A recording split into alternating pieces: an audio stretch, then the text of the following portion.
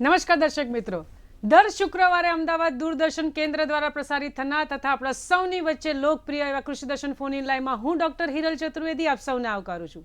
મિત્રો, શિયાળુ ઋતુની શરૂઆત થઈ ગઈ છે અને શિયાળુ ઋતુ હોય અને એમાં શિયાળુ પાકની આપણે વાત ના કરીએ એવું ના બને. આજે કૃષિ દર્શન ફોન ઇન લાઈવમાં મિત્રો આપણે વિષય રાખ્યો છે શિયાળુ પાકોમાં સૂક્ષ્મ સિંચાઈની અગત્યતા. શિયાળુ પાકોમાં સૂક્ષ્મ સિંચાઈની અગત્યતા અંતર્ગત જો આપને કોઈ પણ મૂંઝવણ હોય અથવા વધારાની માહિતી મેળવવા માંગતા હોય તો અમારા નિષ્ણાંતને ફોન કરીને પૂછી શકો છો. પ્રશ્ન પૂછવા માટેની ફોન લાઈન શરૂ થઈ ગઈ છે. હું આપને ફોન નંબર જણાવી દઉં: 07926853814 અને 07926853816. આપ જ્યારે પણ અમારા નિષ્ણાંત સાથે ફોન ઉપર વાત કરો ત્યારે સવાલ પૂછતી વખતે ટીવીનો અવાજ બંધ કરી દેજો. જ્યારે સવાલ તમારો સમાપ્ત થઈ જાય ત્યારે જવાબ સાંભળવા માટે ફરીથી વોલ્યુમને વધારી શકો છો.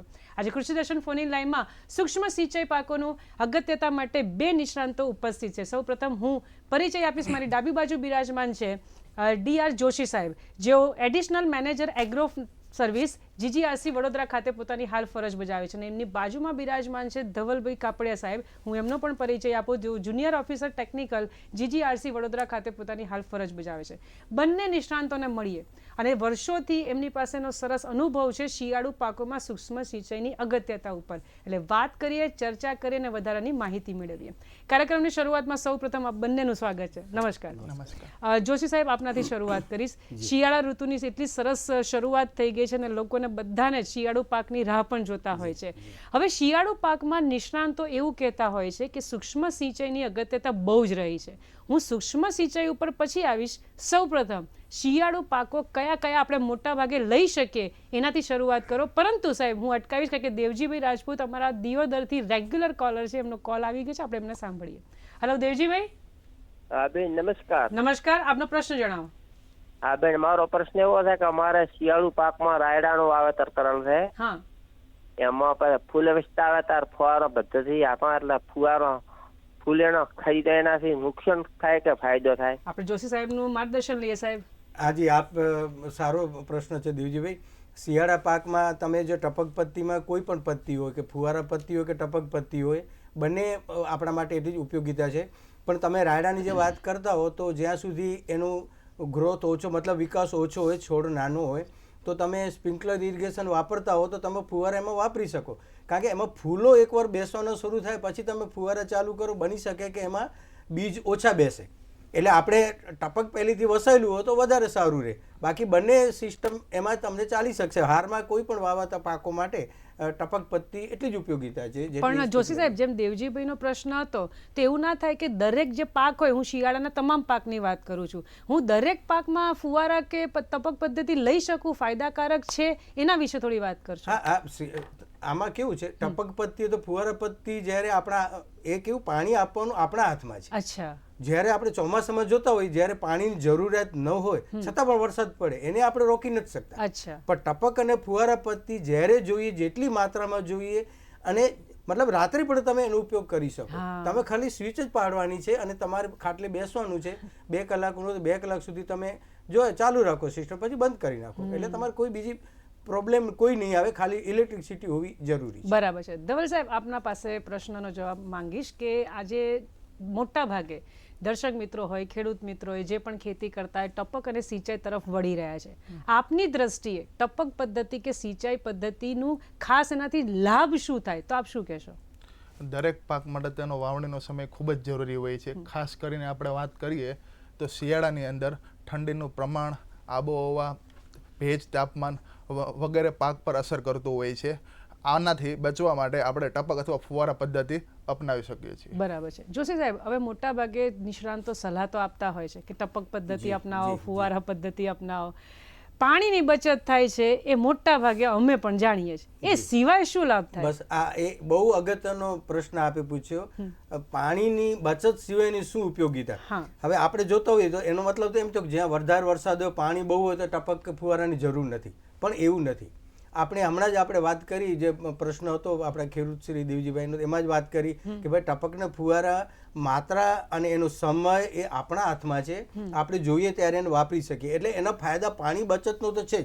એ ઉપર જોઈએ તો આપણે 8-8 કલાક છૂટા પાણીથી આપણે સિંચાઈ કરતા હોય એની જગ્યાએ ફક્ત 2 કલાકમાં આપણે ટપક અથવા ફુવારાથી પાણી પાઈ શકીએ અને આખું ખેતર ને પાણી પાઈ જાય. પછી જોઈએ તો એમાં માફ કરો સાહેબ, અત્યારે વાપીથી કાંતિભાઈ રાહ જોઈ રહ્યા છે, પછી આપણે ચર્ચા કરીએ. કાંતિભાઈ, હાલો, બોલો, આપનો પ્રશ્ન જણાવો. હા, ટપક સિંચનમાં પપીતામાં શિયાળામાં પાણી કેટલું આપવું કલાક પર? સરસ સરસ. પપીતામાં કેટલું પાણી આપવું? ધવલભાઈ, આપ શું કહેશો?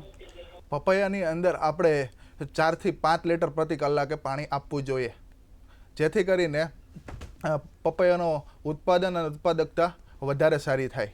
બરાબર છે. જોશી સાહેબ, આપણે ફરીથી ચર્ચા કરીએ કે મારે પાણીની બચત તો થાય છે, પણ એ સિવાય શું લાભ થાય? જો આપણે હમણાં જ વાત કરી કે ઇલેક્ટ્રિસિટીમાં આપણે 2 કલાકમાં પાણી પાઈ શકીએ છીએ. ઉપરાંત મજૂરી ખર્ચ બચે. પાણી માટે તમે એના ક્યારા બનાવો, મજૂરો એમાં રોકો, પાણી ચાલુ હોય ત્યારે એને ભાઈ પાણી પાવા માટે માણસ જોઈએ. ઉપરાંત ખાતર આપવું હોય તો પછી ખાતર છાંટવા માટે એક માણસ જોઈએ. આની જગ્યાએ તમે એમાં વેન્ચુરીનો ઉપયોગ કરી અને ડ્રીપ કે એની સાથે તમે જોડી દો તો ખાતર ત્યાં આપી શકો. તો તમે આ બધી વસ્તુઓ એમાં બચત થાય છે. આ ઉપરાંત તમે પાકનો તમે જુઓ ને જમીન આમાં ભૂરભૂરી રહે, કારણ કે આમાં આગ રેલાવીને પાણી આપીએ એટલે શું થાય, ઓક્સિજન મળતું જ પાકના મૂળિયાને હવા કે એ બંધ થઈ જાય. જ્યારે ટપક અને ફુવારામાં એટલું બધું પાણી નથી આપતા, એટલે એના કારણે શું થાય કે જમીનમાંથી એનો મતલબ જે હવાની અવર જવર જોઈએ એ પૂરતી પ્રમાણમાં રહે, એટલે એનો જે પાક હોય એનો વિકાસ પણ સારો એવો થાય અને ઉત્પાદન વધે. ઉત્પાદન વધે એટલે એ પણ એક ફાયદો, મજૂરી ખર્ચનો ફાયદો, ખાતરની બચતનો ફાયદો, પછી નિંદામણ ન કરવું પડે એ પણ મજૂરી ખર્ચ વધે છે. તો આપણે બધા લાભો ઘણા બધા છે, ફક્ત એક પાણીની બચત થાય છે એવું નથી. બરાબર છે. ધવલભાઈ, આપની પાસે જાણવા માંગીશ કે મોટાભાગે સૂક્ષ્મ સિંચાઈ આ જે શબ્દ છે ને એને મારે થોડો વ્યવસ્થિત સમજવો હોય તો આપ મને શું સમજ આપશો? આમ જોવા જઈએ તો તમારા પ્રશ્નમાં જ આનો જવાબ સમાયેલો છે.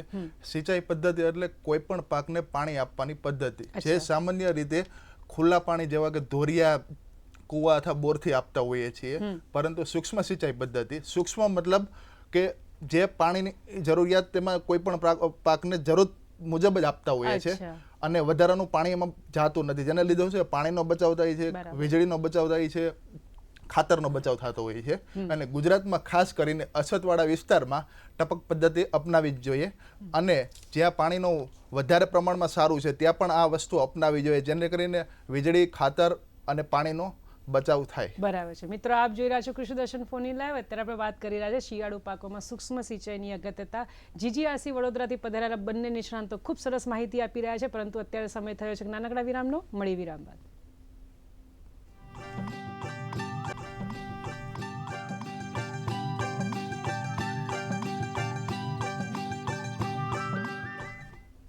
વિરામ બાદ ફરીથી આપનું સ્વાગત છે. મિત્રો, આપ જોઈ રહ્યા છો કૃષિ દર્શન ફોન ઇન લાઈવ. અત્યારે આપણે વાત કરી રહ્યા છે શિયાળુ પાકોમાં સૂક્ષ્મ સિંચાઈની અગત્યતા. અત્યારે મોન્ટુભાઈ પટેલ આપણી સાથે જોડાઈ ગયા છે, બારડોલીથી એમનો કોલ છે, આપણે એમને સાંભળીએ. હેલો મોન્ટુભાઈ. બોલો મેડમ. તમારો પ્રશ્ન જણાવો મોન્ટુભાઈ. મારે રેંગણમાં તો ડ્રીપ નાખી છે, હા, તે ઉંદર કતરી ખાય છે તે પૂછવા માટે ફોન કર્યો હતો. ચોક્કસથી આપણે સાહેબનું માર્ગદર્શન લઈએ. સાહેબ, હા, ઉંદર કાતરી ખેંચી રીંગણ જે છે, હા, રીંગણમાં છે. એટલે એમાં પ્રોબ્લેમ શું આવે તમે શું કીધું મોન્ટુભાઈ? હા, કોઈ સમસ્યા આવી રહી છે તમને રીંગણની પાકમાં? હા, એટલે અંદર જીવાત બી પડી છે. જીવાત પડી છે? હા. કેટલો સમય થયો મોન્ટુભાઈ? હમણાં 1 મહિનો જેવું થયું છે. 1 મહિના જેવું થયું છે સાહેબ. બરાબર. આપનો પ્રશ્ન બરાબર છે. રીંગણમાં જીવાતો પડે તો હવે જીવાત માટે તો આ ટપક સાથે એનું કોઈ ડાયરેક્ટ કનેક્શન નથી. તમારે એના માટે પેથોલોજીસ્ટ કે એન્ટોમોલોજીસ્ટ જે આપણા કૃષિ યુનિવર્સિટીના તજજ્ઞો હોય એમને તમે ફોટોગ્રાફ્સ મોકલીને કે વોટ્સએપ દ્વારા જે કોન્ટેક્ટ હોય અથવા તો તમારે ગામમાં કોઈ ગ્રામસેવક એને દેખાડીને કઈ જીવાત છે અને કયા સ્ટેજ ઉપર છે, કેટલી માત્રામાં દવા આપવી પડે, અથવા તો આપણે એગ્રો સેન્ટર હોય એને આપ લઈ જઈ શકો ફોટો પાડીને અને દેખાડી શકો. બાકી ટપક માટે એના ટપક ને એની સાથે એવો ડાયરેક્ટ કોઈ કનેક્શન નથી. જોશી સાહેબ, હવે ધારો કે એ આપની સલાહ બરાબર છે કે હું જમીનનો નમૂનો લઈ જાઉં અથવા રીંગણનો નમૂનો લઈ જાઉં અથવા કઈ જીવાત છે એના વિશે પણ માહિતી આપું. મારે ટપક સાથે એ પૂછવું છે, વધારે પાણી આપી દઈએ અથવા ઓછું પાણી આપીએ તો શું જીવાત થાય? ના, એમાં જીવાતને એમ પાણી સાથે એવી રીતે કોઈ સંબંધ હોય. પાણી છે એ જમીન ઉપર રહે છે, ભેજ જમીનમાં રહે છે. જો એના અંદરના જમીનની અંદરના કોઈ વિષાણુ કે હોય એ તમે એના વિશે વાત કરી શકો. બાકી બહારના જે બેક્ટેરિયા વાયરસ એનાથી થતા જે પણ કંઈ રોગો હોય તો એ બાહ્ય પરિબળ અને બહારનું વાતાવરણ એના ઉપર આધાર રાખતા હોય મને છે. ખૂબ ગમ્યું કારણ કે જો ઘણી વખત કન્ફ્યુઝન થાય કે પાણી વધારે આપીએ કે ઓછું આપીએ એનાથી જીવાતને કોઈ કન્સર્ન નથી. ધવલ સાહેબ, હવે ધારો કે ઘઉંની ખેતી હું કરી રહી છું અથવા મારે કરવી છે, એમાં લોકોનું એવું માનવું છે કે બહુ જ પાણીની જરૂરિયાત પડે છે. ટપક પદ્ધતિ આમાં ચાલે? હા, ચાલે મેડમ. ટપક પદ્ધતિમાં જેટલું જ પાણી આપણે ઘઉંને જરૂર પડતી હોય તેટલું જ પાણી અને તેટલી જ માત્રામાં આપણે પાણી એને આપી શકીએ છીએ. તેનું ટાઈમ ટેબલ સપ્લાયરના એન્જિનિયરો દ્વારા બનાવવામાં આવે છે. એ આખી એક સિસ્ટમ જ છે. એના ઉપરથી કયા ઝોનમાં કેટલું પાણી કેટલા ટાઈમ માટે આપવું તે નક્કી કરતા હોય છે. અને એ જ પ્રમાણે ખેડૂત જો એનો ઉપયોગ કરે તો સારું એવું ઉત્પાદન મેળવી શકે ઓછા ખર્ચમાં. બરાબર. જોશી સાહેબ, આમાં કંઈક હા, ઉમેરશો? એમાં મને એક બીજો સવાલ સારો હતો અને જવાબ પણ સારો આવ્યો આપને.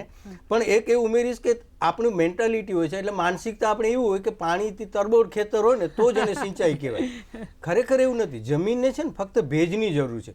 ભેજ અંદર આવે એટલે એના જે તત્વો જમીનમાં રહેલા હોય, નાઇટ્રોજન હોય, ફોસ્ફરસ હોય, તે પ્રોપર મતલબ જોઈએ એ ભેજની અંદર જ અપટેક બરાબર થાય, એનો જે વૃદ્ધિ થાય પાકની વ્યવસ્થિત થઈ શકે. એટલે ભેજ જરૂરી છે. પાણી તરબોળ કરવાથી, જમીનને આખી ભરી દેવાથી એ સિંચાઈ નથી. એમાં કેવું છે જોશી સાહેબ, વાંક માત્ર અમારા દર્શક મિત્રો કે ખેડૂત મિત્રો નથી. હું પોતે પણ એવું કરતી હતી કે માત્ર નાનો તુલસીનો ક્યારો જ કેમ ના હોય, વધારે પાણી આપશું તો કદાચ વધારે ફૂલ થઈ જશે, પણ એવું હોતું નથી. કારણ કે એને ઓક્સિજનની પણ જરૂર છે, ખાતરની પણ જરૂર છે, વાતાવરણની પણ જરૂર છે. સાહેબ, હવે જે સૂક્ષ્મ સિંચાઈ પદ્ધતિ છે એના કેટલા પ્રકાર છે? કારણ કે તમે જે રીતે સરસ માહિતી આપી રહ્યા છો, મારે એના પ્રકાર વિશે સમજવું છે. કેટલા પ્રકાર? હવે આપણે જોઈએ તો એમાં વિવિધ દરેક વસ્તુના પ્રકારો લગભગ હોય. હવે સિંચાઈ પદ્ધતિમાં પણ આપણે પહેલા જે નહેરો હતી, ક્યારા પદ્ધતિ, ઢાળ પદ્ધતિ, દોરિયા પદ્ધતિ, ઘણી બધી સમજી ગઈ. એના પછી પાઇપો પણ આવી. પણ સિંચાઈ, સૂક્ષ્મ સિંચાઈ જ્યારે વાત આવે તો સૂક્ષ્મ સિંચાઈમાં પણ દિવસે એમાં સમજો કે સંશોધનો થતા જાય. તેમાં ટપક, ફુવારા, રેઇનગન અને પોરસ પાઇપ, આ 4 મુખ્ય જેને પદ્ધતિઓ કહેવાય. સાહેબ, જામનગરથી માધુભાઈ તમારી સાથે વાત કરવા માંગે છે. માધુભાઈ, આપનો પ્રશ્ન જણાવો. હેલો. હા, બોલો માધુભાઈ. એમાં ખેતરમાં રીંગણ, પાલક અને રીંગણ, પાલક, મેથી ને ગાજર વાવ્યા છે. પાણી કેટલા દિવસે આપવું? મેથી અને ગાજર. રીંગણ, મેથી, ગાજર. સાહેબ, શું કહેશો? કેટલા વખતે પાણી? એકાંતરે દિવસે પાણી, ટપક કે ફુવારો તો એકાંતરે દિવસે આવે. તમે છૂટા પાણીની આની સાથે વાત નથી. ત્યાં આપણે અઠવાડિયે આપો, 10 દિવસ આપો, એ અલગ વસ્તુ છે.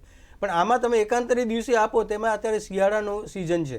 અત્યારે જોયું તો એટલો તાપ ન લાગે જેટલો આપણે મે જૂનના પાકો હોય અને એ વખતે શિયાળા શું કહેવાય ગરમીના પાકો હોય ત્યારે આપણે દરરોજ આપવું પડે. પણ આ શિયાળામાં તમે એકાંતર દિવસે આપો, જે માત્રા પ્રમાણે નક્કી કરેલી હોય, તો તમને કોઈ પ્રોબ્લેમ ના આવે. એમાં બળી જવાનો કોઈ એમાં પ્રશ્ન ઉપસ્થિત નહીં. અને જો કદાચ એવું લાગે તો માધુભાઈ જે છે નજીકના કોઈ પણ કૃષિ કેન્દ્ર પર જઈને પણ એ સલાહ સૂચન લઈ શકે, કોઈ નમૂનો લઈ જઈને પણ. જી, કરી શકે. બિલકુલ, આપણે પૂછી બી શકો નમૂનો. કે જમીને ઘણીવાર હોય એટલા પાણીની જરૂર, બીજા ઘણા બધા પરિબળો એમાં ભાગ ભજવતા હોય, તો તમે મતલબ ત્યાં જોઈએ તો વધારે ખબર પડે. બાકી ટપક કે ફુવારા હોય તો એમાં આપણે જે વાત કરીએ એકાંતરે દિવસે પાણીની ચાલી ના, બરાબર છે. અને અંદાજિત જવાબ આપો અને સચોટ જવાબ આપો, એ બંનેમાં ફરક પડે. સાહેબ, આપ જવાબ આપી રહેલા સૂક્ષ્મ સિંચાઈ પદ્ધતિના કેટલા પ્રકાર હોય છે? હાજી, આપણે વાત કરીએ એમ ટપક પદ્ધતિ, ફુવારા પદ્ધતિ, રેઇનગન અને પોરસ પાઇપ.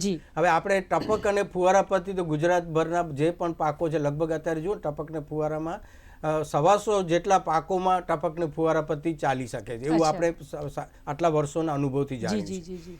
હવે ટપક પદ્ધતિ એટલે ટીપે ટીપે પાણી પડે એને કહેવાય. એ આપણે બધા જાણીએ છીએ કે ભાઈ પ્રેશર એટલું જોઈએ, નળીઓ એ રીતને ગોઠવેલી, ટપકણીયા ગોઠવેલા હોય, જેટલું અંતર જોઈએ, પાકનું અંતર હોય એ પ્રમાણે ટપકણીયા ગોઠવેલા હોય.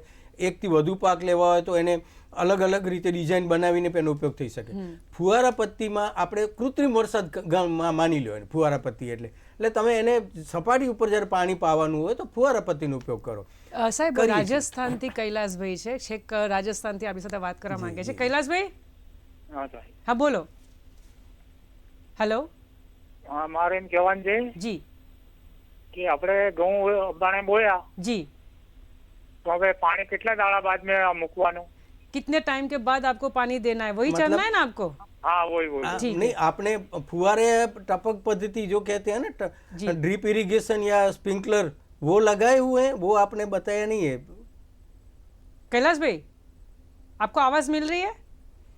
કપાઈ ગયો છે સાહેબ, આપ અંદાજિત આન્સર આપો, શું કહી? હા, એટલે આપણે ટપક ને ફુવારા તો આપણે જે વાત કરી, અને આપ કદાચ ગુજરાતી સમજતા હશો એવું લાગે છે, આપના ભલે રાજસ્થાનના છો, તો આપણે હમણાં જ વાત કરી કે એકાંતરે દિવસે તમે પાણી પાઈ શકો છો. આ સિઝન એટલે આપણે એકાંતરે બિલકુલ ચાલી શકે. જે આ પાકની વાત કરો છો, ઘઉં હોય કે એ અત્યારે જ વાવતા બરાબર સાહેબ, અત્યારે ધારીથી મગનભાઈ પણ તમારી ક્યારની રાહ જોઈ રહ્યા છે. હા મગનભાઈ બોલો. હવે આપણે 10 વર્ષના આંબા છે, બરાબર. હવે એમાં ટપક પદ્ધતિ છે પણ પાણી ઘટે છે, તો એના માટે શું કરવું? એમાં નળ માનો કે ડ્રીપર છે, 4-5 ડ્રીપર ચડાવ્યા છે, તો થોડુંક પાણી ઘટે છે એવું લાગે સાહેબ. છે. અમારે ગંભીર સમસ્યા છે સાહેબ, અમારું નિવારણ કરો જોશી સાહેબ. હવે આપ જાણતા હશો ટપક પદ્ધતિ લગાડી ત્યારે પણ 2 કે 4 6 એવા અલગ અલગ ટપકણીઓ હોય, બરાબર? તો આપે કદાચ મેક્ઝિમમ લગાવ્યા હશે, તો તમે એમાં જો જોવા જઈએ ને તો હવે ઓછું પાણી પડે છે એવું તમને શેના ઉપર લાગે? કે એના સમજી લો કે ફૂલ પડી જતા, ખરી પડતા હોય, પાંદડા પડી પડતા, કે પીળાશ પડતું એવું થતું હોય. જો એ આપણી માન્યતા માત્ર હોય, બાકી જે તમે આજે બતાડ્યા 6 વાળા હોય કે 4 વાળા તમે લગાડ્યા હોય અને અંતર રીતે ગોઠવીને રાઉન્ડમાં લૂપ બનાવીને મૂકેલું હોય, તો પાણી ઘટે એવું હું નથી માનતો. જો પ્રોપર તમે 2 કલાક કે એવું ચલાવતા હોય, રોજે રોજનું પાવું પડે પાણી, એનામાં એકાંતરે દિવસે કદાચની જગ્યાએ રોજ પાવું પડે, પણ પાણી પૂરતું થઈ શકે, એમાં મળી શકશે. બરાબર છે મિત્રો, આપ જોઈ રહ્યા છો કૃષિ દર્શન ફોનની લાઈવ. અત્યારે આપણે વાત કરી રહ્યા છે શિયાળુ પાકોમાં સૂક્ષ્મ સિંચાઈની અગત્યતા. તરફ ફરીથી સમય થયો છે નાનકડા વિરામનો. મળે વિરામ બાદ.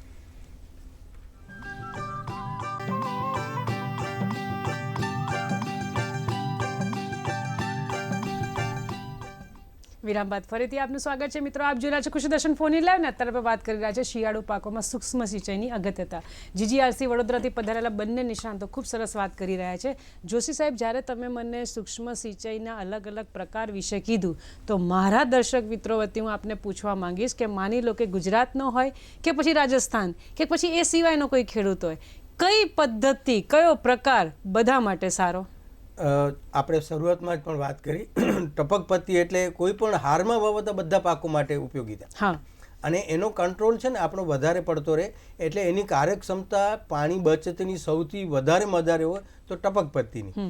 પછી ફુવારા પદ્ધતિમાં કેવું છે, ફુવારા એટલે કૃત્રિમ વરસાદ, આપણે પહેલા વાત કરી. હવે એમાં પાણી તો બધી જગ્યાએ પડવાનું છે, રેલાવીને ઉપરથી પાણી જે વરસાદની રીતે પડે, તો જ્યાં જરૂરિયાત ન ત્યાં પડે, તો એ પાણીમાં ટપક પદ્ધતિ જેટલી એમાં કાર્યક્ષમતા નથી. પછી બીજી વાત કરી રેનગન. 40 થી 60 મીટરના અંતરે અર્ધગોળાકાર પ્રેશરથી પાણી પડે. હવે એ આનું રેનગન એટલે પ્રેશરથી પાણી હોય. એટલે આમાં કેવું છે, પ્રેશરથી પાણી હોય એટલે ખૂબ દૂર સુધી જાય, એટલે નજીકના જે છોડના હોય, અંદર ફૂલો આવતા હોય ને એના ઉપર એ અસર, એના ઉપર આડઅસર થઈ શકે. પણ એટલા માટે ઓર્ચાર્ડ અથવા તો કાર્પેટ એરિયા જેને કહેવાય, એવામાં રેનગન જે આપણે અહીંયા પ્રચલિત નથી. એ ઉપરાંત પોરસ પાઇપ. હવે પોરસ એટલે આપણે એનું નામ ઉપરથી છે, પોરસ એટલે અંદર જે નાના ઝીણા છિદ્રો હોય અને એ સતત ઝરણની પ્રક્રિયાથી પાણી પડ્યા કરે. હવે એટલે શું થાય, એ જમીનની અંદર હોય એની પાઇપો, અને સતત પાણી ઝરણની પ્રક્રિયા, જેને પરસેવો થાય કે પાણી ઉઝિંગ આઉટ જેને કે, એવી રીતે પાણી આવે. તો એમાં એટલું એ પણ પ્રચલિત એટલે નથી. ઘણીવાર એનો માટી ચોંટી જાય છે ને આપણે ખેડૂતો એને પસંદ કરતા નથી ગુજરાતના. એટલે અમુક જમીનમાં ચાલી શકે, અમુક જમીનમાં જે ચોંટી જતું હોય, જે માટીનો સ્તર લાગી જાય અને જોઈએ એટલું પાણી એ લોકોને કહેતા હોય છે કે આપણે નથી મળી શકતું, એના કારણે આપણે લેતા નથી. બાકી એ 4 પદ્ધતિ સિંચાઈ, સૂક્ષ્મ સિંચાઈની છે અને બધી પોતપોતાની રીતે કાર્યક્ષમ છે. બરાબર છે. હવે ધવલભાઈ સાહેબ, માની લો કે આજે પ્રોગ્રામ જોયા પછી કોઈ પણ ખેડૂત મિત્રને ઈચ્છા થઈ જાય કે હું આ ટપક કે ફુવારા પદ્ધતિને અપનાવું, એના માટે શું કરવાનું? ટપક કે ફુવારી પદ્ધતિ અપનાવવા હોય તો સૌ પ્રથમ GGRC દ્વારા કાર્યરત જેટલા સપ્લાયરો છે તેનો કોન્ટેક્ટ કરવો જોઈએ. તેના એન્જિનિયરો તે સ્થળ પર આવી તમે કયો પાક લેવાના છો, તમારે કેટલું પાણી છે, વીજળીની અવેલેબિલિટી કેટલા કલાકની છે, તે બધું ચકાસણી કરીને જ પછી તેની ડિઝાઇન બનાવતા હોઈએ છીએ. ડિઝાઇન બનાવ્યા પછી જ ખેડૂતને તેનું કોટેશન આપતા હોઈએ છીએ અને તેને ત્યારબાદ જ સિસ્ટમ ફાઇનલ કરતા હોઈએ છીએ. પણ ધારો કે જોશી સાહેબ, મને બિલકુલ ખબર ના હોય, હું સાવ નવી હોઉં, તો મને થોડુંક ડિટેલમાં. બિલકુલ મેડમ, આપનો એકદમ પ્રશ્ન વ્યાજબી છે. બિલકુલ જેને કાંઈ ખબર જ નથી, સપ્લાયરો શું છે ખબર નથી, કોને કોન્ટેક્ટ કરો, તો આપણે એક બહુ જ સરસ જેને કહેવાય GGRC એ વ્યવસ્થા કરેલી છે. એક તો આપણો ટોલ ફ્રી નંબર, એક સામાન્ય ડાયલ કરો ટોલ ફ્રી નંબર 1800-233-2652. અચ્છા, 1800-233-2652. એના ઉપરાંત પ્રી રજીસ્ટ્રેશન માટે આપણે એક SMS ની સુવિધા, મોબાઈલથી પણ તમે SMS કરીને 976-33-222-11. બરાબર. અને તમે આ સ્ક્રીન ઉપર જે જોઈ રહ્યા છો એને સખત વ્યવસ્થિત રીતે નોંધી લેજો અને બીજા ખેડૂત મિત્રોને પણ મદદ થાય એવું કરજો. સાહેબ ફરીથી રિપીટ. જી, 976-33-222-11. આ નંબર ઉપર તમે ખાલી SMS કરશો તો પણ તમે એ તમારી માહિતી મોબાઈલ નંબર સાથેની અમારા સોફ્ટવેરમાં આવી જશે. અને સોફ્ટવેરમાં જે આપની માહિતી મોબાઈલથી આવી છે એમાં નંબર તમારું જે આવી જશે, એટલે અમારા જે સપ્લાયરો, જે ધવલભાઈ કીધું કે 60 જેટલા સપ્લાયર રજીસ્ટ્રેશન કરેલા છે, એમાંથી જે ઇન્ટરેસ્ટેડ એરિયાના હશે, વિસ્તારના, આપના વિસ્તારના, એ લોકો આપણે સામેથી કોન્ટેક્ટ કરશે અને જે જોઈતી માહિતી તમને આપશે, કયા કયા દસ્તાવેજો તમારે જરૂરિયાત છે એ તમારી પાસે મેળવશે અને ઓનલાઈન અરજી કરશે.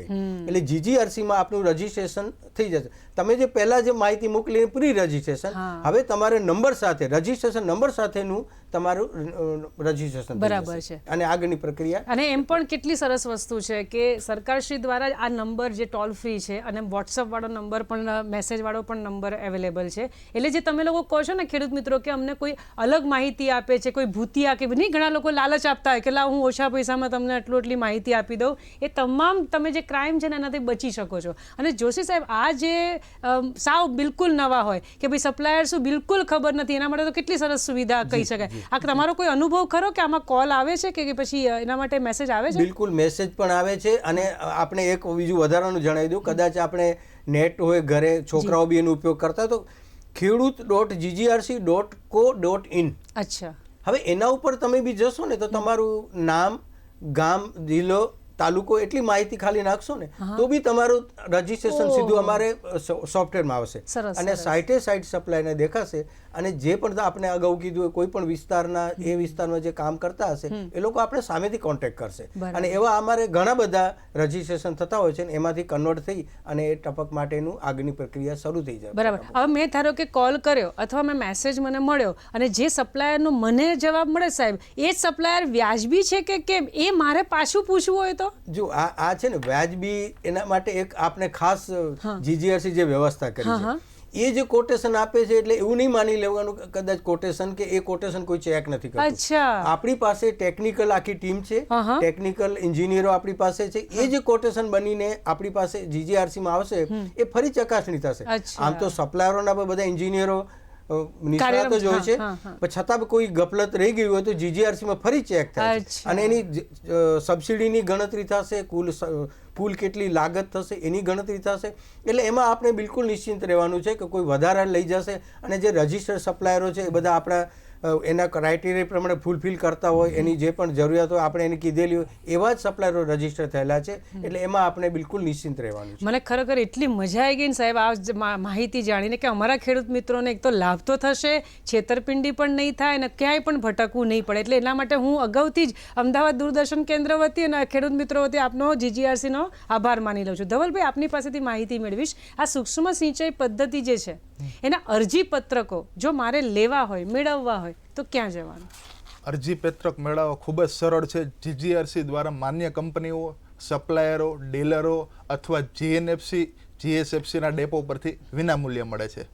અથવા GGRC દ્વારા એક ખેડૂત પોર્ટલ તૈયાર કરવામાં આવ્યું છે, ખેડૂત.ggrc.co.in. જો ખેડૂત થોડો પણ જાણકાર હોય તો ઘર બેઠા સરળતાથી અરજી કરી શકે છે અને અરજી પત્રક પણ ડાઉનલોડ કરીને મેળવી શકે છે. બરાબર છે. જોશી સાહેબ, હવે માની લો કે મને બહુ જ ઈચ્છા થઈ ગઈ કે આ સરસ કાર્યક્રમ થયો, હું આની અંદર મારા ખ્યાલથી સંજયભાઈ સાયલાથી છે, કોલર મિત્ર સાથે આપણે વાત કરી લઈએ. સંજયભાઈ, આપનો પ્રશ્ન જણાવો. જી સર, અત્યારે આ શિયાળામાં ઋતુમાં ટપકમાં જાહેર વાવી તો કેવું થાય? તમે આપણે પહેલા જ વાત કરી, ટપક પદ્ધતિ એક એવી પદ્ધતિ છે ને, હારમાં વવાતા ગમે એ પાકમાં તમે વાવી શકો. એટલે હવે તમે કોઈ પણ પાકનું નામ નહીં બોલો ને તો પણ ટપક પદ્ધતિ આવે એટલે તમારે સમજી જવાનું કે હારમાં વાવવાનું છે અને બધામાં કામ આવવાની છે. બરાબર. એટલે એ નિશ્ચિંત થઈ જાવ એમાં આપ.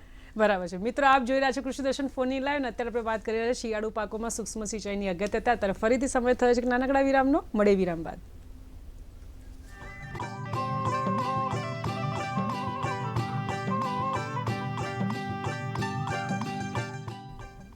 વિરામ બાદ ફરીથી આપનું સ્વાગત છે મિત્રો. આપ જોઈ રહ્યા છો કૃષિ દર્શન ફોન લાઈવ ને અત્યારે આપણે વાત કરી રહ્યા છે શિયાળુ પાકોમાં સૂક્ષ્મ સિંચાઈની અગત્યતા. અત્યારે સોમાભાઈ પટેલ આપણી સાથે જોડાઈ ગયા છે, પ્રાંતિજથી વાત કરવા માંગે છે.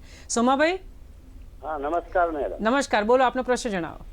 આપણા ડ્રીપ મંજૂર કર્યા 7 વર્ષ થઈ ગયા છે હા હા, અને ડ્રીપર બધો લોક થયો છે. હવે નવી મંજૂર કરી હોય તો કેટલા વર્ષે થાય? સાહેબ આ તો નહીં ચાલે બિલકુલ. બહુ સારો પ્રશ્ન છે આપનો. આ છે ને જેટલા જે આપણે 2005 થી યોજના ચાલુ છે, તો ઘણાને 7 થઈ ગયા, 10 થઈ ગયા, 18 થઈ ગયા. હા, તો હવે એક હમણાં જ આપણે એવું સેન્ટરમાંથી પણ આવ્યું છે, તો આપણે 7 વર્ષે ફરી નવેસરથી એ જ સર્વે નંબર ઉપર એ જ ખેડૂત ટપક કે ફુવારા પદ્ધતિ વસાવી શકે. એટલે હવે નિશ્ચિંત થઈ જવાનું કે આપણે 7 વર્ષ થઈ ગયા એટલે આપણું બધા હોઈ શકે, અમુક નળીઓ સારી પણ હોય, આ હોય તે હોય, અમુક હેડ યુનિટ કામ ના હોય, તો તમે એ એક્ઝિસ્ટિંગ કરીને બતાડી શકો. સારા હોય, કાર્યરત હોય, તો સપ્લાયના ટેકનિશિયન માણસો આવશે, ત્યાં એના એન્જિનિયરો જોશે, બરાબર હોય તો તમે એને રિપીટ બી કરી શકો, એક્ઝિસ્ટિંગ બતાડી શકો કઈ જગ્યાએ છે, એની સાથે ફિટ થશે બરાબર. ને નહીં તો આખું પણ નવું તમે 7 વર્ષે ટપક પદ્ધતિ ફુવારા પદ્ધતિ વસાવી શકો. અને એમ પણ જોશે સાહેબ, જ્યારે 2005માં શરૂઆત કરીને ત્યારે આપણે થાય ને ઇનિશિયલ સ્ટેજમાં કેટલું સક્સેસ જશે, એટલે આપણે થોડા સમય માટે રાખ્યું, પણ સરકારશ્રીનો ખરેખર આભાર કે એમણે ફરીથી તક આપે છે કે 5 વર્ષે 7 વર્ષે વોટ એવર, પણ એમને બીજી વાર પણ એનો લાભ લઈ શકે. જોશી સાહેબ, હવે માની લો કે ટપક પદ્ધતિ સિંચાઈ પદ્ધતિ મારે અપનાવવી છે, સરકારશ્રી દ્વારા ખરેખર ખૂબ ઉત્તમ કાર્ય થઈ રહ્યું છે, પણ આપના મુખેથી એમને કેટલી સહાય મળવા પાત્ર છે એની માહિતી આપો. જી, આ પણ એક બહુ સરસ પ્રશ્ન છે. આજે કોઈ સહાયની વાત હજી સુધી ના આવી, નહીં તો આપણે જનરલી સહાયની આવતી. એટલે હવે લગભગ બધા લોકો જાણતા થઈ ગયા છે કે સરકારશ્રીની 18 વર્ષથી આને યોજના ચાલુ છે. તમે જોવા જાઓ તો કોઈ પણ યોજના હોય જે શરૂઆતના તબક્કામાં કદાચ જોરદાર ચાલી હોય, ધીમી ચાલી હોય, પછી એકદમ ગતિ આવે, પછી ધીમી પડે, પણ આ યોજના 18 વર્ષથી અવિરત સરકારશ્રીના પ્રયાસો, મતલબ એનો કોન્ફિડન્સ છે કે જીજીઆરસી દ્વારા થઈ રહ્યો છે. હું તો સૌથી વધુ તો વિશ્વાસ ખેડૂતોનો કહું છું. ખેડૂતોને વિશ્વાસ છે કે આ પારદર્શક જે કામ થઈ રહ્યું છે સરકારશ્રી કે જીજીઆરસી તરફથી, એમાં ખેડૂતો પોતાનો પણ એટલો જ ફાળો છે, એના કારણે આ ચાલી રહી છે. એમાં હવે સહાયના ધોરણો જોઈએ તો શરૂઆતમાં જેમ જેમ જરૂરિયાત પડતી ગઈ, જે વર્ગો ઉમેરાતા ગયા, સરકારશ્રીને એવું થયું કે આ વર્ગ અછૂત ન રહી જાય. કોઈ પણ વર્ગ હોય, નાના ખેડૂતો, મોટા ખેડૂતો કે હોય કે SC ST વર્ગના ખેડૂત મિત્રો, તો એ બધા ખેડૂતો એમાં આવરી રહી શકે એવી યોજના બનાવેલી છે. હવે નાના ખેડૂતો અને સીમાંત ખેડૂતો કોઈ પણ વર્ગના હોય તો એમને આપણે 70% તો 80,000 સુધીની સહાય આપીએ. જ્યારે મોટા ખેડૂતો એટલે 2 હેક્ટરથી વધારે જેની જમીન હોય તો એમને 70% તો 70,000 સુધીની સબસિડી મળે. અને અનુસૂચિત જાતિ જનજાતિના ખેડૂત મિત્રો હોય તો એમને 85% જનરલમાં અને ડાર્ક ઝોન હોય તો 90% સુધીની સબસિડી મળે. અને એની જે સીલિંગ કહેવાય 1 લાખ સુધીની હોય, કારણ કે એ ખેડૂતો કદાચ નાનું હોલ્ડિંગ હોય, એમને મોંઘું પડતું હોય, વધારે ખર્ચ આવતો હોય, તો આપણે 1 લાખ સુધીની એમને સીલિંગ મૂકેલી છે. તો સબસિડી જો જોવા જઈએ તો આ જેટલું જોઈએ ને એટલે મેક્સિમમ સબસિડી આ છે, અને વધુમાં વધુ જેને કહેવાય લાભ લેવો જોઈએ. હવે આનાથી વધુ સબસિડી તમે વિચારી નહીં શકો. અને સર, મારે થોડું એડ કરવું છે તમારા પાસેથી. આ માત્ર ગુજરાત સ્ટેટ પૂરતું જ સીમિત છે, એમને સૌથી વધારે લાભ ગુજરાતમાં જ મળે છે એવું છે? આપ જુઓ તો આ છે ને કેન્દ્ર પુરસ્કૃત યોજના છે, જેનું નામ છે પર ડ્રોપ મોર ક્રોપ. એ RKVY રાષ્ટ્રીય કૃષિ વિકાસ યોજના હેઠળ 17માં એ આવેલી યોજના છે. હવે એમાં ઘણા બધા RKVY અને બીજા ઘણા ઘટકો છે. એમાંનું એક પર ડ્રોપ મોર ક્રોપ માઇક્રો ઇરિગેશન યોજના છે, સૂક્ષ્મ સિંચાઈ યોજના. હવે આખા રાજ્યમાં, આખા દેશમાં દરેક રાજ્યમાં લગભગ જોઈએ તો કોઈક રાજ્યો ઘણા વર્ષોથી, ગુજરાતમાં આવ્યું એના પહેલાથી પણ આંધ્રપ્રદેશ જેવા રાજ્યો આગળ હતા, એ લોકો ત્યાં હતું જ, અને બીજા રાજ્યો ઉમેરાતા ગયા. એમાં અત્યારે એવું છે કે નેશનલ પોર્ટલ, નેશનલ રાષ્ટ્રીય સ્તરે પણ એનું દરેક રાજ્ય એ અપનાવી રહ્યું છે. ભલે એમાં જીજીઆરસીનો મોડ્યુલ ઘણી જગ્યાએ આપણે આપી શક્યા છીએ. એ લોકોને બી વિશ્વાસ છે કે જીજીઆરસી જે મોડ્યુલ છે એ બહુ સારામાં સારું છે, એટલે એમણે અપનાવ્યું છે. પણ સમગ્ર દેશમાં અત્યારે આ પર ડ્રોપ મોર ક્રોપ માઇક્રો ઇરિગેશન, અને એમાં આપણા ગુજરાતના લોકો તો વધુમાં વધુ લાભ લઈ રહ્યા છે. સારો લાભ લઈ રહ્યા છે. ધવલભાઈ સાહેબ, હવે આ જે સૂક્ષ્મ સિંચાઈ પદ્ધતિ છે એના સાધનો મારે મેળવવા હોય તો ક્યાંથી, કયા સાધનો, એના વિશે થોડીક માહિતી આપશો? સૂક્ષ્મ સિંચાઈ પદ્ધતિના મુખ્યત્વે બે પ્રકારના સાધન, હેડ યુનિટ અને ફિલ્ડ યુનિટ. હેડ યુનિટની અંદર આપણે જોવા જઈએ તો bypass tee, bypass valve, header assembly, pressure gauge, air release valve, fertiliser tank, venturi અને અલગ અલગ ફિલ્ટર આવતા હોય છે. ફિલ્ડ યુનિટની વાત કરીએ તો pipe main line, submain line, flush valve, lateral અને ડ્રીપરનો સમાવેશ થતો હોય છે. ટપક સિંચાઈ પદ્ધતિમાં સલામતી માટે ખાસ કરીને વાત કરું તો એર રિલીઝ વાલ્વ અને બાયપાસ વાલ્વ અવશ્ય લગાવવો જોઈએ, જેથી કરીને જ્યારે મોટર આપણે એકવાર ચાલુ હોય ને બંધ કરીએ ત્યારે એનો બેકફોર્સ માટે જરૂરી હવા મળી રહે અને આપણી સિસ્ટમ સલામત રહે. અને બાયપાસ વાલ્વ છે તે હેડ યુનિટ પર જ લગાવવો જોઈએ, કારણ કે જરૂર પૂરતું જ પાણી સિસ્ટમમાં જવા દેવાનું છે, વધારાનું પાણી છે તે બાયપાસ કરી દે છે, એના માટે હેડ યુનિટ પર લગાવવો જરૂરી છે. બરાબર. પણ જ્યારે જાળવણીની વાત આવતી હોય તો નિષ્ણાંતો વારંવાર કેમ સલાહ આપે છે કે આની જાળવણી કરો, એમાં કઈ બાબતોની મારે ધ્યાન રાખવું જોઈએ? જાળવણીમાં મેડમ આપણે વાત કરીએ તો સપ્લાયરના એન્જિનિયરે જે ડિઝાઇન બનાવી હોય છે તેમાં કોઈ પણ પ્રકારનો ફેરફાર કોઈ નિષ્ણાંતની સલાહ વગર કરવો ના જોઈએ. જો આમ કરીએ તો શું થાય કે ભાઈ નિયત કરેલા પ્રેશર પર સિસ્ટમ ન ચાલે, એટલે હારમાં રહેલા છેલ્લા છોડ સુધી પાણી પહોંચશે નહીં. પાણી પહોંચશે નહીં એટલે પાકનો વૃદ્ધિ અને વિકાસ અટકશે. બરાબર છે. સાથે સાથે સિસ્ટમમાં જે ફિલ્ટર આપેલા ફિલ્ટરને સમયાંતરે સાફ સફાઈ કરતા રહેવા જોઈએ અને પાઇપલાઇન અને લેટરલ એને પણ ફ્લશ કરતા રહેવા જોઈએ. બરાબર છે. હવે જેમ કે ખેડૂત મિત્રોને મૂંઝવતો પ્રશ્ન છે, આપણે જોશી સાહેબ પાસેથી માહિતી લઈએ કે માની લો કે આ સાધનો આપણે વસાવ્યા પણ સાહેબ કોઈ કારણસર ચોરી થઈ ગયા અથવા કુદરતી આફતોના કારણે કોઈ નુકસાન થયું તો મારે શું કરવું, એના વાસ્તે કોઈક માહિતી? બિલકુલ બિલકુલ, એ સારો પ્રશ્ન છે. આપણે ખેડૂતો મિત્રો માટે બી એ સારું છે કે આપણે લેતા હોય કે ભાઈ આ તો વસ્તુ બધી કેવી છે કે ખેતરમાં પડી રહેતી, સતત એના ઉપર તમારું કંઈ સિક્યુરિટી ના હોય, તો એના માટે આપણે ઇન્સ્યોરન્સની પણ વ્યવસ્થા છે. જેટલી પણ કિંમતનો જે સાધનો હશે અને એટલો ને એટલો વીમો પાછો ખેડૂત ખાતેદારનો પણ છે.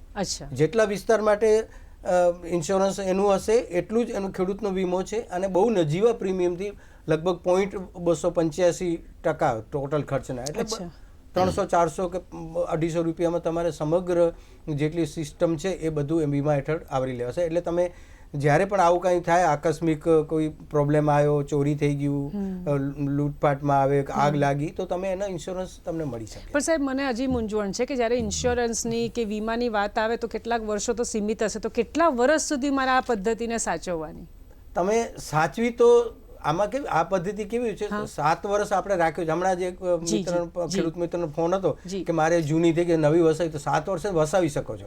પણ આ પાઇપોને જે છે તમે જેટલી જાળવણી કરશો તેમાં 10, 12, 15 વર્ષ સુધી પણ સિસ્ટમ ચાલી શકે. તો એ જાળવણી વ્યવસ્થિત હોય આપણે તો લાંબુ સમય એ ચાલી શકે, એટલે એમાં એ કોઈ પ્રશ્ન નથી. બાકી 7 વર્ષે તમે ફરી લઈ જ શકો છો. બરાબર છે. ધવલભાઈ સાહેબ, હવે મારે આની જે ડિઝાઇન બનાવવી હોય, સૂક્ષ્મ સિંચાઈ પદ્ધતિની આપણે વાત કરીએ તો એ ડિઝાઇન વિશે મને થોડીક માહિતી આપો કે કેવી રીતે બનાવવી, શું કાળજી રાખવી? બહુ જ અગત્યનો પ્રશ્ન છે મેડમ આપણો. આમાં જોવા જઈએ તો ડ્રીપને ડિઝાઇન કરીએ ત્યારે સપ્લાયરના એન્જિનિયર આવતા હોય છે, તેને બધી જ માહિતી ખેડૂતોએ આપી દેવી જોઈએ.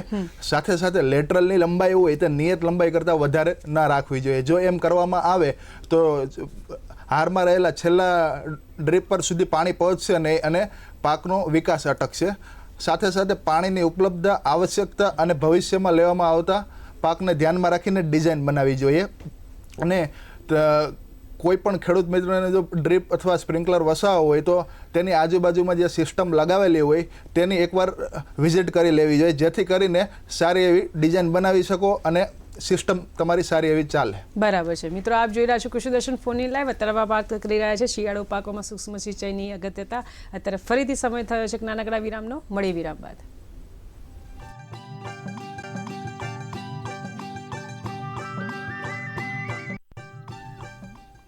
વિરામ બાદ ફરીથી આપનું સ્વાગત છે. મિત્રો, આપ જોઈ રહ્યા છો કૃષિ દર્શન ફોન ઇન લાઈવ. અત્યારે વાત કરી રહ્યા છે શિયાળુ પાકોમાં સૂક્ષ્મ સિંચાઈની અગત્યતા. અત્યારે ધરમપુરથી ઉત્તમભાઈ જોડાઈ ગયા છે, આપણે એમને સાંભળીએ. ઉત્તમભાઈ, હા બોલો, આપનો પ્રશ્ન જણાવો.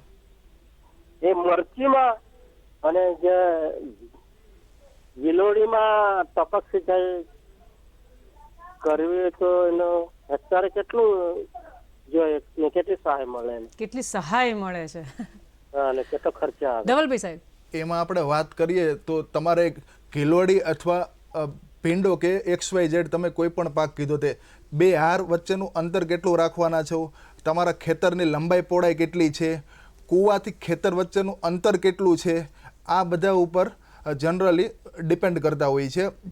એટલે તમે તમારા નજીકના કોઈ પણ સપ્લાયરના એન્જિનિયરનો કોન્ટેક્ટ કરો અને એના ઉપરથી ડિઝાઇન અને કોસ્ટ એસ્ટિમેશન તૈયાર કરો, ત્યારબાદ જ આપણને સાચી માહિતી મળશે. બરાબર છે. જોશી સાહેબ, મોટાભાગે મારી એવી ઈચ્છા થતી હોય છે કે અમે જે પણ નિષ્ણાતને બોલાવીએ છીએ અને જ્યાંથી એ આવે છે અને વર્ષોથી એ લોકો કાર્યરત હોય છે, અનુભવી હોય છે, તો એમની ખરેખર અત્યારે પ્રગતિ કેટલી છે? કારણ કે ઘણી વખત શું થાય, માત્ર કાગળ ઉપર જ નહીં, ઘણી વખત મૌખિક નહીં, પણ જીજીઆરસી વડોદરાનું અત્યારે હાલ આ સૂક્ષ્મ સિંચાઈ પદ્ધતિને લઈને પ્રગતિ શું છે એના વિશે થોડીક વાત કરશો? આપે જાણ્યું કે આપણે હમણાં જ વાત કરી કે 2005થી આ યોજના અમલમાં છે. તત્કાલીન મુખ્યમંત્રી માનનીય શ્રી નરેન્દ્રભાઈ મોદી સાહેબ અહીંયા જે મુખ્યમંત્રી શ્રી હતા, એમનું વિઝન હતું કે આપણે ગુજરાતમાં એક ગ્રીન રિવોલ્યુશન લાવવાનું, હરિત ક્રાંતિ લાવવાની. હવે એટલે આ યોજના ત્યારથી શરૂઆત થઈ અને એ યોજના પહેલા વર્ષે આપણે એટલી પ્રગતિ ધારેલ નથી, છતાં પણ આપણે 15,000 હેક્ટર જેટલું આપણે એ વખતે પણ ટપક એટલે કે ફુવારા હેઠળ લાવી શક્યા. અત્યાર સુધી લગભગ 18 વર્ષ ઉપર થઈ ગયા હતા. ટોટલ જોઈએ તો આજે 15 લાખ ખેડૂતો આપણી સાથે આમાં જોડાયેલા છે અને બીજા હજી જે જોડાઈ રહ્યા છે કન્ટિન્યુઅસ 24/7 જેને કહેવાય ને, 24/7 અવિરત આપણો સોફ્ટવેર ચાલુ છે, એમાં અરજી નોંધાતી હોય છે. અને જોઈએ તો 24 લાખ જેટલું લગભગ વિસ્તાર, હેક્ટર વિસ્તાર ગુજરાતનો આમ જોઈએ તો પિયત હેઠળ લગભગ અત્યારે 69 થી 70 લાખ હેક્ટર વિસ્તાર સિંચાઈ હેઠળ છે. હવે બધો વિસ્તારમાં ટપક કે ફુવારા પદ્ધતિ શક્ય ન હોય, કારણ કે એ પિયત વિસ્તારમાં એવું છે કે જે નેટવર્કિંગ ન હોય, કે કેનાલો હોય, પ્રેશરથી પાણી મળવું જોઈએ, ખેડૂતને ખેતર સુધી પહોંચવું જોઈએ, એ વ્યવસ્થા બધી ઊભી કરવા માટે પણ બધી ચાલે છે અત્યારે.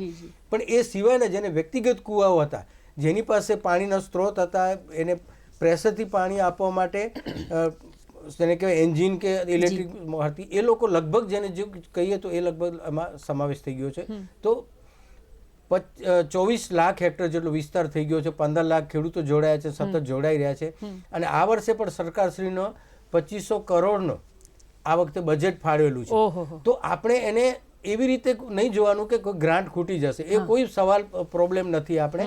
એટલે આપણે જેટલા ને જેટલા વધારે ખેડૂતો આનો લાભ લેશે તો આપણે પ્રગતિ હજી પણ થશે અને ખેડૂતોમાં જે વિશ્વાસ છે જીજીઆરસીની કાર્યપ્રણાલીમાં અને જીજીઆરસીમાં વિશ્વાસ છે સરકારશ્રીનો. એટલે સરકારશ્રી વતીથી હું એવું કહીશ કે તમે જેટલું બની શકે એટલું આ યોજનાનો લાભ લ્યો અને વધુમાં વધુ ખેડૂતો એમાં સહભાગી થાય તો જે નેમ છે સરકારશ્રીની વધુ વિસ્તારનું, તો આપણે નેમ પૂરી કરી. બરાબર. 25 કરોડની સહાય તો આપે છે, ઉપરથી ગ્રાન્ટની આપણને હેલ્પ કરે.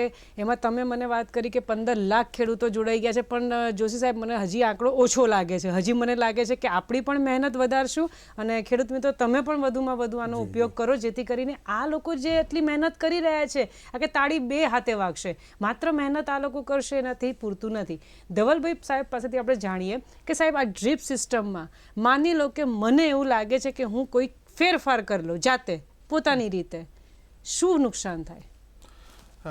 સારો પ્રશ્ન છે મેડમ. જે મેં હમણાં વાત કરી એ પ્રમાણે લેટરલની લંબાઈ નિયત લંબાઈ કરતાં જો વધારે રાખવામાં આવે તો હારમાં રહેલા છેલ્લા પાક સુધી પાણી પહોંચશે અને એને પાણીની ખેંચ વર્તાશે, જેને લીધે પાકનું ઉત્પાદન એક સરખું થશે નહીં. અને વાલ જે અલગ અલગ ઝોનમાં વાલ ફિટ કરેલા છે તેને આપણે કોઈ પણ એક્સપર્ટ હોય તેને પૂછ્યા વગર કોઈ ફેરફાર કરાય નહીં. એવું કરવાથી સિસ્ટમમાં પ્રેશર જળવાતું નથી અને એક સરખા વિસ્તારમાં પાણી પૂરતું મળશે નહીં. બરાબર છે સાહેબ. સિસ્ટમ દ્વારા જો હું ખાતર આપું કે મારા ખેડૂત મિત્રોને એમ થાય કે તમે વારંવાર સિસ્ટમને જ પ્રમોટ કરો છો, તો એનાથી ફાયદા શું? હવે આપણે છે ને શરૂઆતમાં વાત કરી, ધવલભાઈ પર વાત કરી કે ભાઈ એમાં ફર્ટિલાઇઝર વેન્ચુરી એક મતલબ યુનિટ છે, હેડ યુનિટ સાથે જોડેલું. એનામાં જે પાણીમાં દ્રાવ્ય ખાતરો એમાં તમે આપી શકો, કારણ કે જે દ્રાવ્ય અમરેલીથી ડાયાભાઈ છે, આપણે એમને સાંભળીએ. ડાયાભાઈ, હેલો, નમસ્તે. નમસ્તે, બોલો બોલો. મારો સવાલ એવો છે કે આ જે સૂક્ષ્મ સિંચાઈ પદ્ધતિ અપનાવવા માટે વર્ષની અંદર ગમે ત્યારે અરજી ફોર્મ ભરી શકાય કે પછી ખાલી ખેડૂત પોર્ટલ ઉપર જઈને? ખૂબ સરસ, ખૂબ સરસ ડાયાભાઈ.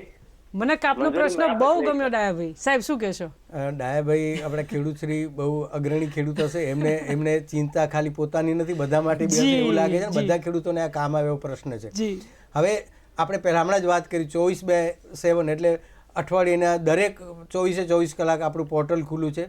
પોર્ટલ ઉપરાંત આપણે GGRCમાં આપણે જોયું હશે કે ગ્રાન્ટનું બી કદાચ આવવામાં મોડું થાય, રિલીઝમાં મોડું થાય, પણ ખેડૂતોને ખેતર ઉપર જે આપણા સપ્લાયર્સ જે નોંધાયેલા છે એ ખેડૂતને ખેતર સુધી સામાન પહોંચાડી એની યોગ્ય ગોઠવણી કરી એટલે સતત એ લોકો પણ એટલા જ હોય છે કે સરકારથીના પૈસા ક્યાંય જવાના નથી. આજે નહીં તો કાલે આવી જાય, ગ્રાન્ટ ન હોય તો પણ ચાલુ રહે છે, મોડી આવે તો પણ ચાલુ. એટલે એ કોઈ નિશ્ચિંત થઈ જાઓ, તમે 24 કલાક ગમે ત્યારે રાત્રે બેઠા બેઠા મોબાઈલથી પણ તમે SMS કરી અને નોંધણી કરાવી શકો. બરાબર સાહેબ, આપણે વાત કરી રહ્યા હતા સિસ્ટમ દ્વારા જો હું ખાતર આપું તો મને ફાયદો છે. હા, આપણે જે દ્રાવ્ય ખાતરો જે વાત કરી હમણાં WSF કહેવાય ને, વોટર સોલ્યુબલ ફર્ટિલાઇઝર્સ.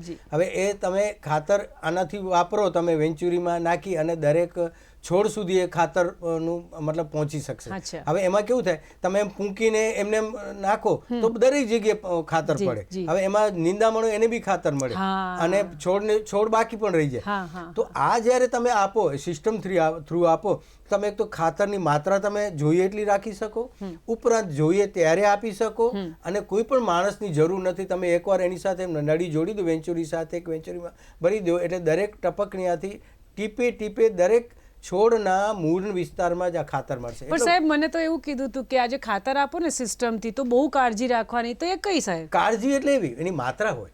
દરેક વસ્તુમાં કેવી રીતે આપણે જે બીમાર પડી અને ડોક્ટર આપણે જે સિરિંજથી ઓલું ચડાવે ટીપે ટીપે, એની જગ્યાએ જો એની કોન્સન્ટ્રેશન વધી જાય, એનું પ્રવાહી વધી જાય તો ઠંડી પડવા માંડે. તો આમાં પણ એવું છે, એમાં કોન્સન્ટ્રેશન તમારે એક લીટર દીઠ કેટલું ખાતર આપવું જોઈએ એ માત્રા તમારે જાણીને જ નાખવી પડે. એના કારણે શું થાય, મૂળિયા બળી અને એવું કોઈ પ્રોબ્લેમ ના આવે. જો કે ખેડૂતો બહુ સમજદાર હોય છે, એ બધી માહિતી લઈને જ પછી કરતા હોય. છતાં પણ નવા ખેડૂતો હોય અને નવેસરથી શરૂ કરી એમને જાણવું જરૂરી છે. જાણવી પણ જરૂરી છે. અને સાહેબ ઘણી વખત શું થાય કે ન ભૂલ થાય અથવા આપણા થકી જો બીજા ખેડૂતોને મદદ થતી, એટલે હું વારંવાર ઘણી વખત એકનો એક પ્રશ્ન અથવા તો છોકરમત જેવું લાગતું હશે પણ હું એ પ્રશ્ન એટલા માટે જ પૂછતી હોઉં છું. ધવલભાઈ, સબસિડી કેટલા સમયમાં મળે મારા કોઈ પણ ખેડૂતને? સબસિડી મેળવવી ખૂબ જ સરળ છે.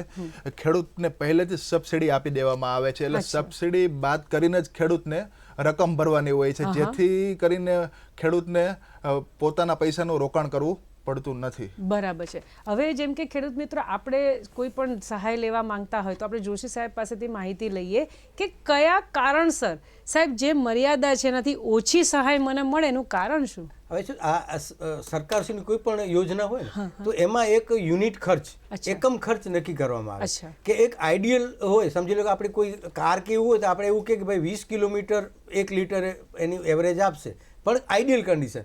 હાઈવે ઉપર કે મેઇન રોડ ઉપર ચાલતી હોય તો, સિટીમાં ચાલે તો ના આપે. આમાં પણ કેવું છે કે તમે એવું નક્કી ભાઈ આઈડિયલ કન્ડિશન હોય, વચ્ચોવચ્ચ કૂવાની મતલબ ખેતરની વચ્ચે કૂવો હોય, એને એક્સ્ટ્રા પાઇપની વધારાની જરૂરિયાત ન હોય. મતલબ જેટલી જરૂરિયાત હોય પાઇપો જ એટલી જ યુઝ થાય. એનું પછી સાધનો અમુક મોટે, ઘણા ખેડૂતો શું કરતા હોય, અમે મોટી પાઇપ નાખી ભવિષ્યમાં એનું ફરી પછી ઉપયોગ થઈ શકે એટલે મોટી પાઇપ નાખીએ. અમુક હેડ યુનિટ કે એમાં બી ફિલ્ટરો મોટી સાઇઝના લે તો એ બધા ખર્ચા વધી જતું હોય. પણ આ જોવા જઈએ તો આપણે આઈડિયલ જે હોય એમાં જો તમે કરો તો જ તમે યુનિટ ખર્ચ પ્રમાણે એનું એક્ઝેક્ટ આવી શકે. બરાબર છે. ધવલભાઈ સાહેબ, આ જે ડ્રીપ સિસ્ટમ છે એનું પ્રેશર જે છે એ પ્રેશર વિશે કહો કે કેટલા પર ચલાવવી જોઈએ, આ પ્રેશરનું માપ કેટલું હોવું જોઈએ? બહુ જ અગત્યનો પ્રશ્ન છે. સામાન્ય રીતે આપણે વાત કરીએ તો સિસ્ટમ મિનિમમ 1 kg પર સેન્ટીમીટર સ્ક્વેર પર ચલાવવી જરૂરી છે. જો સિસ્ટમ 1 kg થી ઓછા પ્રેશર પર ચાલે તો કેવું થાય કે હારમાં રહેલા છેલ્લા ડ્રીપર સુધી પાણી પહોંચશે ને અને સિસ્ટમ ધીમે ધીમે ચોકઅપ થવાની સંભાવના રહે છે. અને જો પ્રેશર વધી જાય તો ડ્રીપરમાં જરૂર કરતાં વધારે પાણી જાય છે, એટલે પાણીનો ખોટો બગાડ થાય છે અને બિનજરૂરી પાણીનો વ્યય થાય છે. પણ મને તો એવું પણ સાંભળવા મળ્યું હતું કે અમુક જ જગ્યાએ ચલાવવાનું, તો આ પ્રેશર જે છે એ કઈ જગ્યા પર ન ચલાવવું જોઈએ? પ્રેશર આપણે પ્રેશર ગેજ હેડ યુનિટ પર જ લગાવેલો હોય છે. જ્યારે આપણે સિસ્ટમ ચાલુ કરીએ ત્યારે બાયપાસ વાલ્વ સંપૂર્ણ બંધ કરી દેવો જોઈએ અને સિસ્ટમમાં ધીમે ધીમે પાણી પસાર કરવું જોઈએ. અને ધીમે ધીમે વધારાનું પાણી બહાર કાઢવા માટે બાયપાસ વાલ્વ ખોલવો જોઈએ અને સિસ્ટમ 1 kg પર સેન્ટીમીટર સ્ક્વેર પર ઇન્ડિકેટ થાય ત્યારે જ આપણી સિસ્ટમ ચોક્કસ ચાલે છે કે નહીં તે દેખાશે. બરાબર સાહેબ, હવે કોઈ પણ સાધન હોય ને જોશી સાહેબ, એટલે એની ગુણવત્તા ઉપર પણ હંમેશા તમારા જેવા નિષ્ણાંતો ધ્યાન આપતા હોય છે. આ ગુણવત્તાને જળવાઈ રહે એના માટે GGRC દ્વારા કોઈ પગલાં લેવામાં આવે છે? જી બિલકુલ. તમે જો કોઈ પણ વસ્તુ હોય તેની ગુણવત્તા વગર એકવાર તમે આપી દો અને પછી જો તમને કાર્યરત ન રહી શકતી 7 વર્ષ સુધી એ જ યોજનામાં આ તમારે ચલાવવાની સિસ્ટમ છે. હવે એમાં આપણે એવું નક્કી કર્યું છે કે BIS સ્ટાન્ડર્ડ, ભારત માનક બ્યુરો, એના સ્ટાન્ડર્ડ છે. ISS જેમ હોય છે એવી રીતે BIS સ્ટાન્ડર્ડ છે. એનું જ મટીરિયલ વાપરવું પડે. જેટલા પણ સપ્લાયર છે બધા એક જ ટાઈપનું મટીરિયલ વાપરવું પડે, એના સ્ટાન્ડર્ડ પ્રમાણે વાપરવું પડે. અને આમાં આપણે જોઈએ તો BIS સ્ટાન્ડર્ડ ના હોય અને એ જે ગુણવત્તા છે કે નહીં એના માટે આપણે GGRCમાંથી એવી વ્યવસ્થા છે, CPET અને ગીરડા જેવા આપણે એજન્સીઓ છે સરકારશ્રીની, એમાં આપણે 6 મહિને અને ખેડૂતોના ત્યાં જે ઉત્પાદન સ્થળ ઉપર પણ એનું આપણે કરતા હોઈએ છીએ ચકાસણી. એના અમુક રેન્ડમલી સેમ્પલ લેતા હોય, મોકલતા હોય એ લોકો, એના રિઝલ્ટ એના ઉપરથી આવે કે ભાઈ એની ગુણવત્તા જેટલી માત્રા પાઇપોમાં જેટલું હોવું જોઈએ એનું માત્રા એ પ્રમાણે કેમિકલ્સની એ રીતે છે કે નહીં, એ બધું એને જાળવવું જ પડે. અને ખેડૂતના ખેતર ઉપરથી સેમ્પલ પણ લેવામાં આવે જરૂર પડે તો, અને એ પણ લેબોરેટરીમાં ચેકઅપ માટે જતા હોય છે. એટલે ખેડૂતો જ્યારે પણ એમને એવો ડાઉટ લાગે કે નબળી ગુણવત્તા છે કે આવું છે તો આપણે એમને કહેતા હોઈએ છીએ કે તમે એકવાર આનું ટેસ્ટિંગ કરાવી લો. જો ટેસ્ટિંગમાં ગુણવત્તા નબળી આવે તો ફરી આપણે બી ટેસ્ટિંગ કરાવતા હોઈએ છીએ.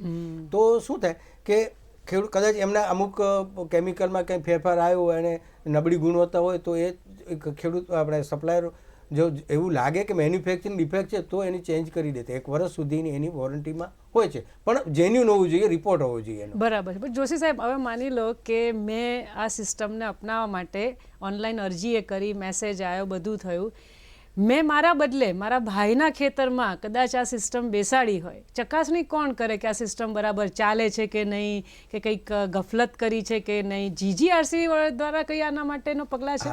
બિલકુલ આ છે ખેડૂતો દ્વારા જે સિસ્ટમ બેસાડવામાં આવે છે તેની ચકાસણી થર્ડ પાર્ટી ઇન્સ્પેક્શન એજન્સી જે GGRC હાયર કરેલી છે તે કરતા હોય છે.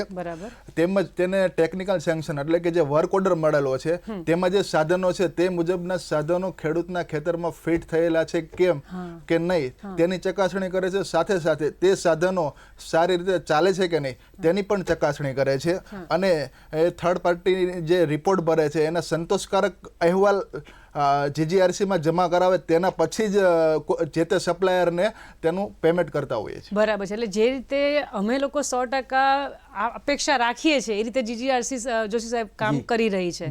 અને ચકાસણીમાં સાહેબ કદાચ અમને કંઈક પૂછવું હોય અથવા અમને કોઈ તકલીફ હોય તો એમાં આપણને ઓફિસર કોઈ મદદ કરે? બિલકુલ બિલકુલ. આપણે શરૂઆતમાં જ વાત કરી કે આપણો ટોલ ફ્રી નંબર પર છે 1800-233-2652. કદાચ એ જે વ્યક્તિ તે બેઠેલા હોય ટોલ ફ્રી નંબર બધે કદાચ જ્ઞાન એમને ન હોય તો સંલગ્ન જે પણ ડિપાર્ટમેન્ટ્સ એના સાથે જોડાયેલા હોય એમને ફોન ડાયવર્ટ કરી દેશે અથવા તેનો નંબર આપશે.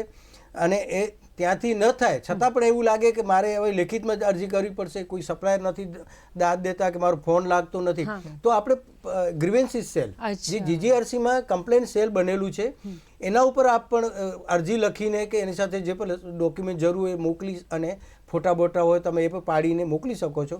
તો આપણે અહીંયાથી પણ GGRCના પ્રતિનિધિ, સપ્લાયરના પ્રતિનિધિ જોઈન્ટ બધાને સંયુક્ત રીતે ત્યાં ટીમ જશે અને સ્થળ ચકાસણી પણ કરી શકે. ના, આમ તો મારા ખ્યાલથી કોઈ કમ્પ્લેન તો હજી સુધી આવી નહીં હોય. અને જેટલું સરસ સચોટ કામ થઈ રહ્યું છે કે મને લાગે છે કે એમને હજી પણ વધારે આનો ઉપયોગ નહીં આવી હોય એ પણ મેડમ એવું માનવા જોઈએ. ઘણા બધા કમ્પ્લેન ઘણી ન કહેવાય પણ પર્સન્ટેજમાં પોઈન્ટમાં બી એટલી કમ્પ્લેન આવતી હોય છે. અને કમ્પ્લેન આવે તો જ ખબર પડે કંઈ કામ ચાલી રહ્યું છે. અને એ પણ અમારું એક અરીસો છે અમારા માટે કે અમુક એક ખેડૂતમાં કંઈ ભૂલ થઈ હોય તો અમે નેક્સ્ટ જે હોય એને અમે સપ્લાયરને પહેલેથી જ એમને જણાવી દઈએ કે ભાઈ તમે આવી રીતે કરવાનું છે, આવું મટીરિયલ નહીં, આમાં આ પ્રોબ્લેમ છે. કે હવે 18 વર્ષથી આપણા સપ્લાયરો પણ બધા એટલા એક્સપર્ટ છે કે એ પણ ત્યાં જઈને હવે આવી કોઈ ઠીક છે કોઈ ડોક્યુમેન્ટની ક્ષતિ હોઈ શકે પણ ડિઝાઇનોમાં એમાં નથી થતી. અને જે હમણાં વાત કરીએ એમ લેટલોંગ સાથેના અત્યારે જે સ્થળ ઉપર હોય ત્યાં જ એનું થવું જોઈએ. હવે અત્યારે કેવું GPS સિસ્ટમ છે, તમે એને સિસ્ટમ ફેરવીને ક્યાં લઈ જશો અને કોઈ ચેક કરવા આવશે અને ત્યાં સિસ્ટમ નહીં હોય તો તમે ગુનેગાર થાવ.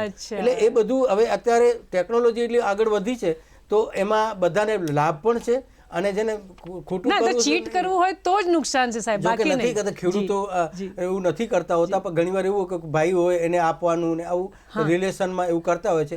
પણ આ સ્કીમ કેવી સબસિડી સાથેની છે, સરકારની એમાં સહાય યોજના જોડાયેલી છે. તો એમાં આપણે કોઈ પણ એવું ફેરફાર નહીં કરીએ. જે કોઈને લેવું હશે તો બીજું આપણા દ્વાર ખુલ્લા જ છે. સબસિડી મારે છે ને જોશી સાહેબ આપની પાસેથી એક સંદેશો લેવો છે, કારણ કે ઘણી વખત કેટલાક ખેડૂતો કદાચ ગભરાતા હોય અથવા તો એને કંઈક આના આગળ તમે શું સંદેશો આપશો કે વધારે એન્કરેજ થાય? જો અત્યારે આપણે જે વાત કરી વ્યક્તિગત જેના કૂવા પાણીનો સ્ત્રોત હતા, જેની પાસે ડીઝલ એન્જિન મોટર હતી, જેની પાસે પ્રેશરથી પાણી આપી શકે એવી વ્યવસ્થા હતી, એ લગભગ ખેડૂતો અત્યારે કવર થઈ ગયા. પણ હવે એને 7 વર્ષે ફરી મળી શકે છે. આ ઉપરાંત સપાટી પરના પાણી એટલે કે નહેરનું પાણી હોય, લિફ્ટ ઇરિગેશન હોય, એ જે આપણે નહેરો જાતી હોય, નહેરોથી પાણી મળે એટલે આપણે નિશ્ચિત ભાવે પાણી છૂટું મૂકી દઈએ અને એમાં જમીન ખરાબ થાય. જતે દાડે એ જમીનની માત્રા ખરાબ થાય, જીપ્સમથી એને રિક્લેમેશન કરવું પડે અને આપણા પાકને ઉત્પાદન ઉપર બહુ અસર થતી હોય અને ઉત્પાદન કરતાં ખર્ચ વધી જતો હોય છે. બિલકુલ. ખરેખર ખૂબ મજા આવી આ બંને સાથે વાત કરીને અને સમય ક્યાં પસાર થઈ ગયો ખબર જ ના પડી, પણ સમયની મર્યાદા છે, આપણે અટકવું પડશે. પણ GGRC વડોદરાથી આપ અહીંયા પધાર્યા અને અમારા દર્શક મિત્રોને શિયાળુ પાકોમાં સૂક્ષ્મ સિંચાઈની અગત્યતા અંતર્ગત જે માહિતી આપી તે બદલ અમદાવાદ દૂરદર્શન કેન્દ્ર વતી તથા અમારા તમામ ખેડૂત મિત્રો વતી હું આ બંનેનો ખૂબ ખૂબ આભાર માનું છું. નમસ્કાર મિત્રો. આજે કૃષિ દર્શન ફોન ઇન લાઈવમાં આપણે ધવલભાઈ સાહેબ અને જોશીભાઈ સાહેબ પાસેથી કે જેઓ GGRC વડોદરાથી અહીંયા પધારેલા એમની પાસેથી શિયાળુ પાકોમાં સૂક્ષ્મ સિંચાઈ પદ્ધતિ અંતર્ગત માહિતી મેળવેલી માહિતીનો ભરપૂર ઉપયોગ કરીને સફળતા મેળવો તેવી શુભેચ્છા. ઝડપથી આવતા શુક્રવારના વિષય અંતર્ગત અમે આપને માહિતગાર કરી દઈએ. આવતા શુક્રવારે તારીખ 13/12/2024ના રોજ જે વિષય અંતર્ગત તમે અમારા નિષ્ણાતને પ્રશ્ન પૂછી શકશો એ વિષય છે માનવ આહારમાં ઔષધીય પાકોનું મહત્વ. વિષય ફરી એક વખત નોંધી લેશો. તારીખ 13/12/2024ના રોજ સાંજે 5:02 માનવ આહારમાં ઔષધીય પાકોનું મહત્વ. કૃષિ દર્શન ફોન ઇન લાઈવ અહીં સમાપ્ત કરીએ છીએ. ફરી મળીશું એક નવા વિષય સાથે. ત્યાં સુધી રજા આપશો. નમસ્કાર. ઓકે.